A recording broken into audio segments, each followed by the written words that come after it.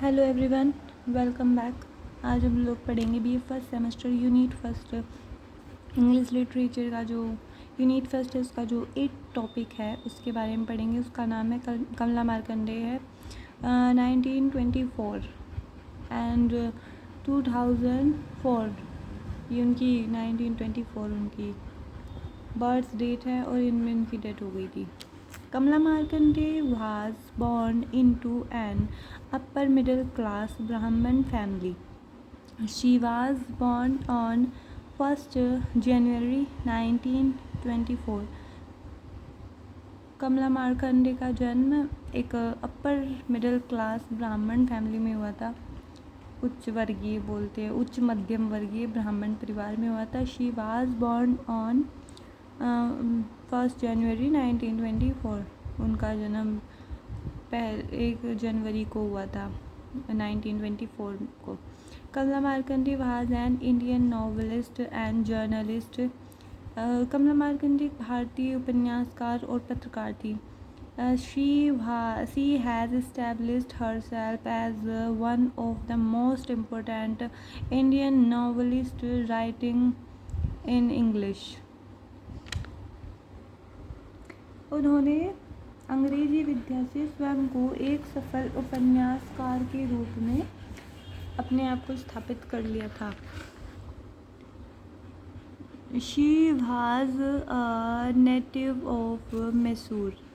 वे मैसूर की ही मूल निवासी थी and was a student of the university of Madras. और मद्रास यूनिवर्सिटी की वे स्टूडेंट थी।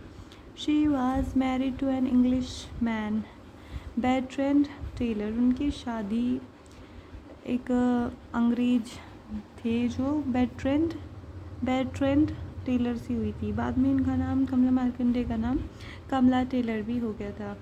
After India declared its independence Kamala moved to London in 1948। भारत की स्वतंत्रता के बाद जब भारत की स्वतंत्रता घोषित हो गई तो कमला मार्कंडे लंदन में चली गई 1948 में। Kamala Markandaya was fluent in Kannada and Marathi. Kamala Markandaya को कन्नड़ और मराठी भाषा का भी बहुत अच्छा ज्ञान था। She become a writer to fulfil her dreams. वे अपने सपनों को पूरा करने के लिए एक राइटर बन गई, वे लेखक बन गई। In London she met a native English man. London में वे एक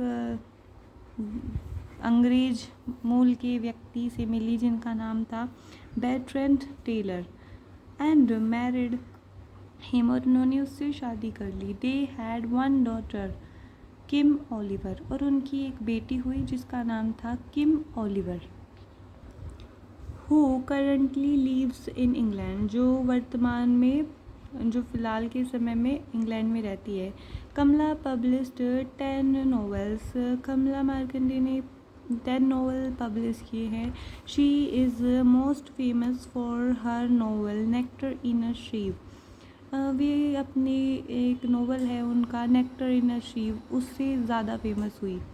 this was her third novel. ये उनका तीसरा नॉवल था, तीसरा लिखा गया नॉवल था। But the first novel publish, लेकिन पहला नॉवल था जो पब्लिश हुआ। ये किसी भी MCQ क्वेश्चन में भी पूछा जा सकता है कि उनका पहला लिखा हुआ नॉवल कौन सा है, या मतलब उनका पहला पब्लिश नॉवल कौन सा है। तो उनका पहला publish novel Nectar in the Shiv है और ये उनका लिखा हुआ तीसरा नॉवल है। It was best seller and seated as an American Library Association notable book in 1955। इसकी बहुत ज़्यादा बिक्री हुई, ये काफ़ी ज़्यादा बेस्ट सेलर में सम्मिलित हो गया था, बहुत ज़्यादा बिक्री हुई इनकी। और इन्हें सन 1955 1955 में an American library association notable book के रूप में उद्धृत भी किया गया था। आफ्टर कमला मार्कंडेज हस्बैंड डेड इन 1986। कमला मार्कंडे के हस्बैंड की डेथ हुई थी 1986 में। उसके बाद she made frequent trips to India, उन्होंने लगातार भारत की यात्राएं की। And to India here she continue to write, और वहाँ पर उन्होंने लगातार भी अपने लेखन के कार्य में जुड़ी रही। On 16 May 2004 she died in London at the age of 80 due to kidney fail. उनकी डेथ किडनी फेल होने की वजह से 16 मई 2004 को लंदन में हो गई थी, जब वे 80 साल की थी। चलिए अब उनके लिटरेरी वर्क्स देखते हैं। She wrote 10 novels in all, उन्होंने सारे नॉवेल्स कुल मिलाकर 10 नॉवेल्स लिखे हैं। फर्स्ट है नेक्टर इन अ शीव, 1954 में हुआ था पब्लिश। सेकेंड है सम इनर फुरी, 1955 में पब्लिश हुआ था। थर्ड है उनका अ साइलेंस ऑफ डिज़ायर, 1960 में हुआ था। फोर्थ है पोजीशन, ये 1963 में हुआ था पब्लिश। फिफ्थ है a handful of rice, 1966। Sixth novel है उनका द कोफर डैम्स, 1969। सेवेंथ है उनका नाउ हेयर मैन, 1972। एट्थ है उनका टू वर्जिन्स, 1973 में पब्लिश हुआ था। द गोल्डन हनीकॉम, 1977 में पब्लिश हुआ था। And the last is the pleasure city, 1982 में पब्लिश हुआ था। ये थे उनके, मतलब उन्होंने टोटल 10 ही नॉवेल्स लिखे थे। मैंने 10 के 10 ही यहाँ पे लिख दिए हैं ताकि आपको आगे भी ये काम आ सके। Contribution to English writing, Kamala Markandaya's contribution to the Indian writing in English is very great as she was concerned with social and national problems of the poor people of the country. कमला मार्कंडे का अंग्रेजी में भारतीय लेखन में बहुत ही बड़ा योगदान है, उनका बहुत ज़्यादा महान योगदान है। एज सी, क्योंकि वह सामाजिक राष्ट्रीय समस्याओं से सरोकार रखती थी जिनका संबंध देश के गरीबों से था, poor peoples of the country. She wrote Nectar in a Sieve in 1954। उन्होंने नेक्टर इन अ शीव लिखा था, 1954 में पब्लिश हुआ था, जो which is the based on the theme of hunger. इसकी जो थीम थी उसकी मतलब नेक्टर इन अ शीव की थीम थी हंगर, मीन्स भूख।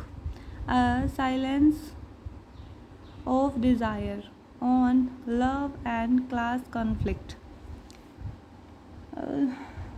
इसी प्रकार साइलेंस ऑफ डिज़ायर का जो थीम थी वो थी मतलब वर्ण व्यवस्था थी ना, जो प्रेम व वर्ग संघर्ष था उनका। A handful of rice deals on love and poverty in Kolkata society. She is a novelist of social and national concern. Her contribution is not less than any other prominent writer of Indo-Anglian author. She was prepared to highlight the darker side of Indian peasant people. Her contribution is great to Indian writing in English, as she is the most distinguished post-independence Indo-Anglian novelist. Internationally, this lady is known as the author of Nectar in a Sheaf. She was a modern writer of traditional fiction. On the whole, it can categorically be said that Kamala Markande holds a unique place in Indian writing in English, and her contribution is marvelous in field of Indian English fiction writing. If you like this video, please like, share